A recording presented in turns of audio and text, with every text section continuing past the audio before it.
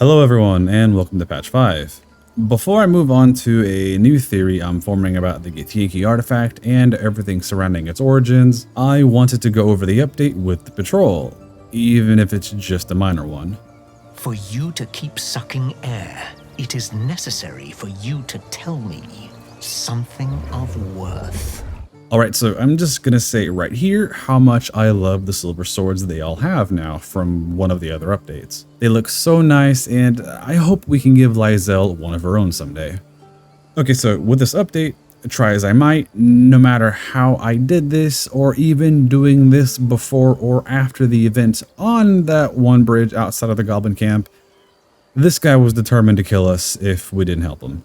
Of course, that's not really new, but it's sad to see the update being so limited after what we got to see on the bridge. With this patrol, we have only 2 new minor things. You feel Shadowheart's anxiety, the weapon that Voss seeks. It's the artifact that she carries. Her mind focuses. The Gith's suspicion cannot be aroused.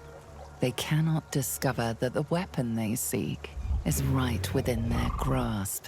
Help us find it, and I will leave your blood beneath your skin unspilled. Don't help them. Don't tell them a thing. We're dead if you do. We hunt a weapon taken from the Ghaik slave ship. Have you seen such an item? You suddenly feel a strange anxiety take hold. Not your own, but that of the artifact you carry. Somehow, it's afraid. You attune your mind to it. The artifact does not want to part from you. It does not want to fall into the Gith Raiders' hands. From what I can tell, that's it. That's all we got added to this interaction. Shadowheart becomes extremely worried about the situation and begs us not to help them.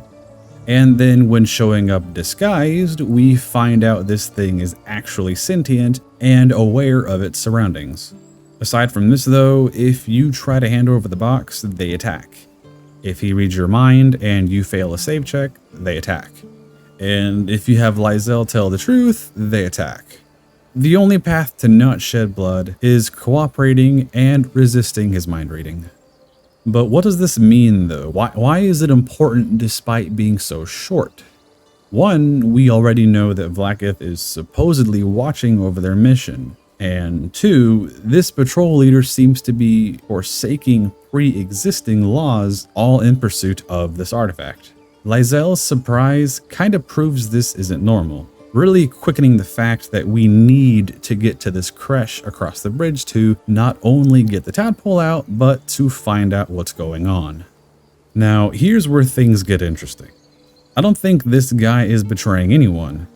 In my previous video about the artifact, I talked about how it's possible this thing might contain a spark of divinity, or some other divine essence. As we see with Shadowheart here, this thing is actually sentient. Now, just to back up for a moment with a quick recap, Vlaakith is basically an immensely powerful lich seeking ascension to godhood and thinks that a combination of wish spells and a divine spark from a dead power is her ticket to godhood. The reason this matters is that she is so crazy and paranoid that she kills and pretty much uses any one of her people who becomes too strong, lending evidence to the fact that she will do whatever she wants for her goal.